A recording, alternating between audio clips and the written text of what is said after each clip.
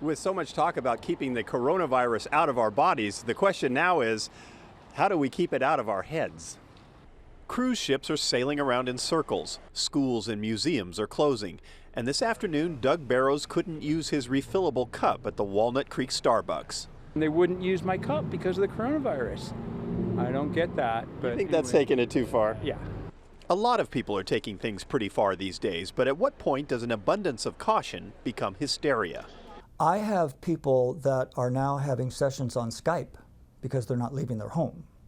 Dr. Scott Lingen specializes in helping people get through their fear and anxiety. He says a little anxiety is good. It helps us make safe choices. When does it become maladaptive? When somebody says, I know what I'm going to do. I'm not going to leave my house for the next month, and I'm going to watch every news outlet and scare myself to death. Dr. Lingen says news of the crisis is having a heightened effect on people who already have anxiety issues. And he says the steady stream of talk on social media isn't helping.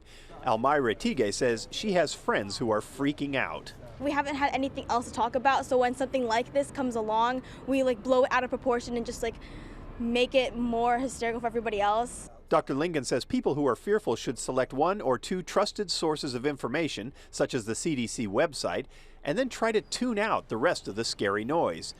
Mary Lane Cheka is the mother of healthy young children, but wants to keep a healthy perspective as well. Of course, I care for the well-being of my child, but I don't want to miss out on life too. Fear of the coronavirus is leaving us with a profound choice. Will it motivate us to make smarter choices or paralyze us from living our lives? In Walnut Creek, John Ramos, KPIX5. The psychologist says people who are most fearful are often those who've experienced some kind of trauma in their lives.